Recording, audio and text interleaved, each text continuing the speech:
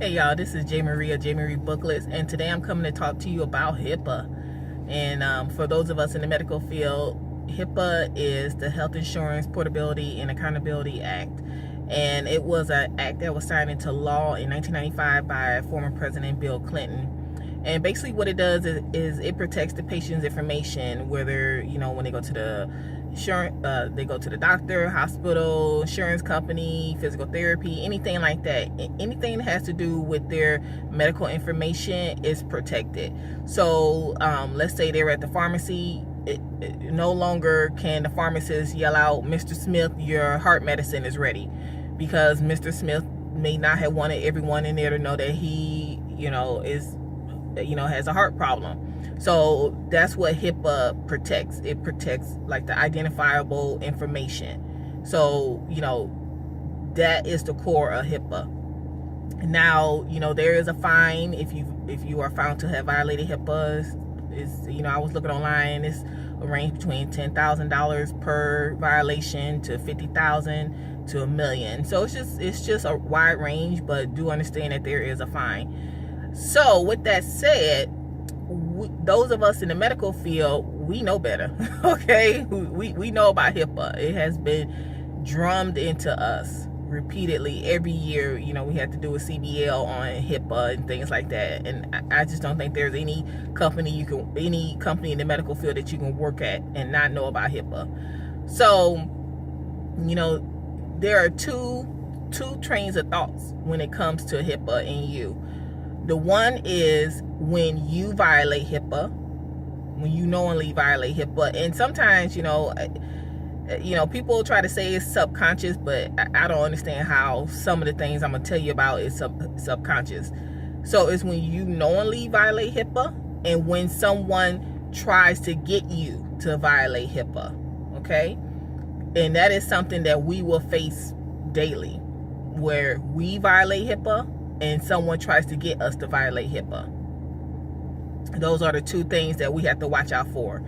And us knowingly violate HIPAA is like, I knew someone who would throw like lab reports with the patient's name, date of birth, MR number, sex, gender, all that good stuff with their lab results in the garbage. Like, why are you doing that? Like, either put it on their chart or put it in the shredder.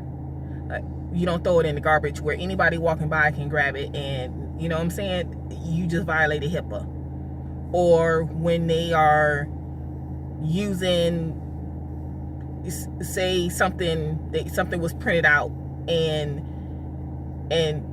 it has patient's name, maybe date of birth, room numbers, just something that's identifiable, and then they no longer need it, and instead of throwing it in the shredder, they say, well, I can use the back part as scrap paper. I'm like, oh God. Okay, if y'all don't stop with that.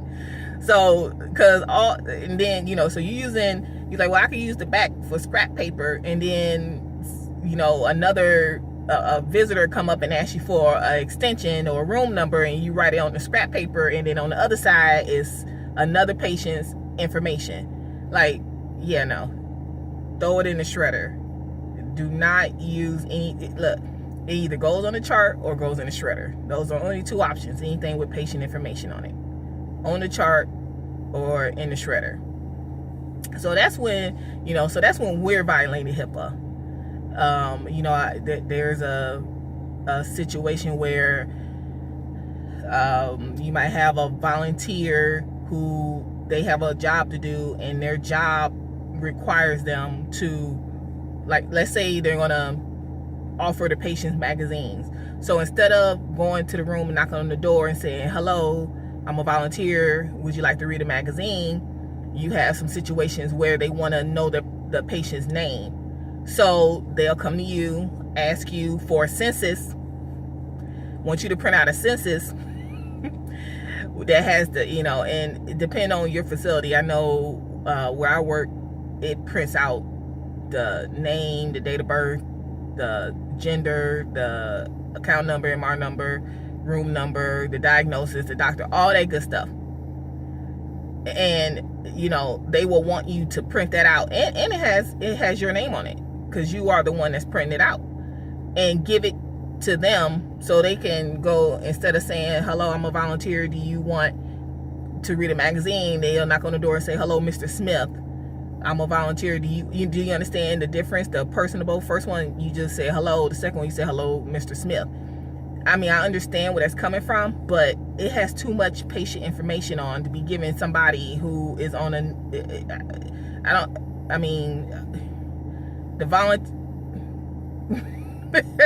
I'm speechless, okay? It's just too much patient information for my blood. And then I'm gonna give it to you, and then you leave it laying around somewhere, and it has my name on it. So, you know, okay, yeah. So there are times where you violate HIPAA, and then there are times where someone gets you to violate HIPAA. That's an example, in my opinion, of someone getting you to violate HIPAA. The volunteer does not need that information. They do not need, really all they need to know is Mr. Smith and the first name, last name. They don't need all the extra. So me, I wouldn't do that. But I know there are people who do that. And then, you know, same thing in other departments. It only happened to me once. I had to get the manager because I did not feel comfortable. And I tell people, look, this seemed like a HIPAA violation. And, you know, if I'm not doing it, I would rather be the mean one who still got $10,000 in their pocket because I didn't pay a HIPAA violation fine. So, you know, look, it feels like a HIPAA violation. I don't feel comfortable. If you want to print it and have your name on it with all the patient's information, you give it to somebody and they leave it, that's on you. And that's the risk you run. But I'm not doing that. So, you know, that's an example of someone getting you to violate HIPAA. Another way someone can get you to violate HIPAA is, let's say you have Mr. John Doe, and John Doe's in his 40s, and he's alert and orientated, and he's in the hospital for whatever reason, and he is on the phone, his cell phone, talking to his Aunt Sally Sue. And Aunt Sally Sue is asking questions, and he is vague, and he doesn't want to tell Aunt Sally Sue because she has a big mouth, and it's just, you know, it is what it is. So you will have sometimes where Aunt Sally Sue will call the nurse's station and ask to speak to the nurse. And, you know, well, which patient are you calling about? John Doe, Mr. John Doe. If you know that Mr. John Doe is alert and orientated, he's 40 years old, alert and orientated. If you know that, you say to Aunt Sally Sue, he's alert and orientated, I can transfer you into the room. 9 times out of 10, they're going to try to stop you because they have already spoken to him. And he did not tell them what they wanted to hear. So what they're trying to do is to get the nurse to tell information that he would not tell. That man is alert and orientated. He can speak for himself. They're trying to get you to violate HIPAA because there are things that he does not want her to know. And there's a reason he does not want her to know. So then why are we telling it? So, you know, you will have those calls. You know, sometimes you might have a patient, you know, they just might be elderly, you know, very elderly and not all the way there, and or you might have someone in a coma, you know, there's all kinds of things. And, you know, the family posted it on Facebook and it done got around, and now you got people calling the hospital and calling the nurse station and want to know how he's doing. You know, you got the family want to know, you got cousins, you got neighbors, you got church members, you got all these people calling, want to know. If the family is in the room, then you can let them know, well, you know, you can speak to the family, you can speak to the daughter, you know, just whoever the primary person is. You can speak to the family, the daughter, they're in the room. Do you want me to transfer you to them? You know, because you can transfer the call into the room. Do you want me to transfer you to them? 9 times out of 10, you know, 9 times out of 10, they're going to, oh, no, that's okay. I'll just call and see how they're doing, because they're being nosy. And they already have spoken to someone in the family, and they just trying to be, you know, nosy because they didn't tell them, the family or whoever did not tell them what they wanted to hear. And so they're just being real nosy. So even in situations like that, they're trying to get you to violate HIPAA because they want to talk to the nurse, which doesn't make sense if the family is in the room. You know, if you let them, and sometimes you might have to keep saying it. Well, you know, the family's in the room. Do you want me to transfer you in there? You know, the wife is in the room. Do you want me to transfer you in there? The husband's in the room. Do you want me to transfer you in there so you can talk to him? 9 times out of 10 they don't want to do that because they already spoke to them. They just trying to be nosy. So that is an example of people trying to get you to violate HIPAA. All right. The last one is I'm still trying to process it. So I was working on a floor where, because you all know I work in ICU, and I was working on a floor where the people were not in ICU. It was a regular floor, and we had a gentleman come out. He was elderly, but it's South Florida, so I really can't say old, because like someone at 80-year-old down here could either be just crippled, and then you can have this 80-year-old just perfect health. It's just how it is down here. So when I say elderly, don't think I'm saying that they're like crippled or anything like that, because down here in South Florida, it's just, you have 80-year-olds that look good and 60-year-olds that are just train wrecks. It is how it is. So he had a guy, he was elderly. He was probably, I don't know, 80s. And he was with it, and he came out to the nurse station, and he said he wanted to see the chart for the patient. And I can't remember if the patient was a male or a female. I can't remember, but I know he was a guy. He wanted to see the chart. And so the nurse was like, well, how are you related to the patient? And he said, oh, I'm just a friend. And like, huh? Okay, like, because usually when you have people who want to see the chart, is usually because something is going on in the family. It's usually the family, and they're not happy with the care that the patient is receiving, and is all this conflict. And 9 times out of 10, when the family wants to see the chart, we get the manager or the director involved, because there's something going on. They're not happy with the care. They vocalized it. It could turn into something, and you're trying to keep it from turning into something. So that's when we step out of it, like us, and management gets involved. So that's the only time when usually, if a family member wants to see a chart, something going on. Well, this guy, he was just a friend. He wasn't power of attorney. He was just a friend, just, they lived in the 55 and up community together. I mean, he was just a friend. That's all he was to this person. So the nurse said, I'm sorry, we can't allow that.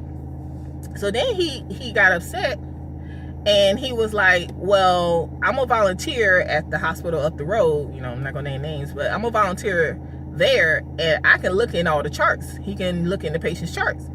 And I'm like, what do you do that at? Why? I thought it was, just because, I was like, well, when do volunteers can just go look in charts? Like, what is that? I, as an employee, cannot go to another floor and look at another patient's chart. I, as an employee, cannot, on the computer, click these buttons and go to another unit and look in just some random patient's chart. I can't do that. But you're telling me as a volunteer you can just look in charts? Because, like, and the fact that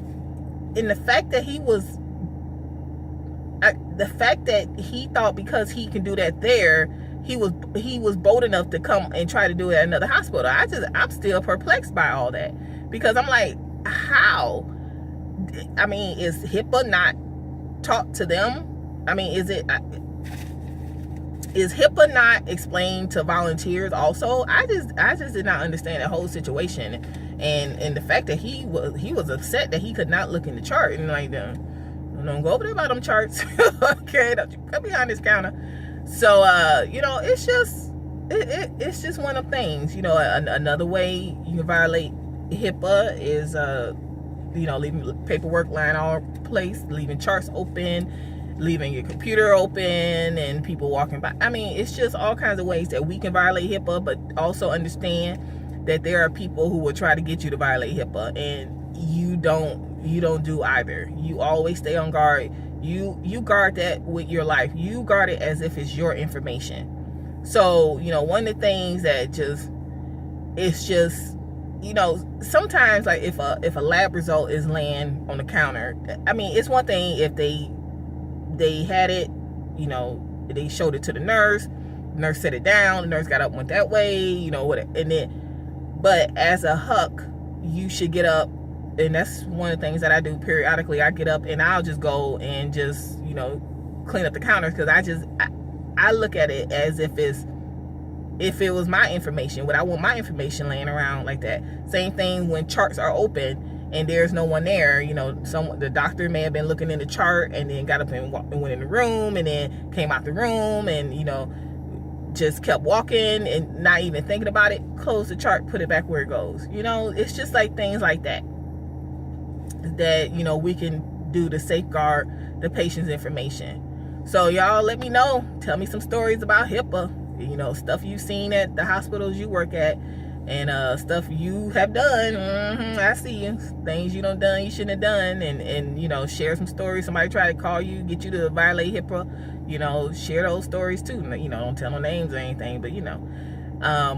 You can also follow me on my blog. I have a blog called jamiereedbooklets.com. That's where I talk about being a health unit coordinator. And don't forget to like and subscribe to the video, and I'll talk to you later. Bye.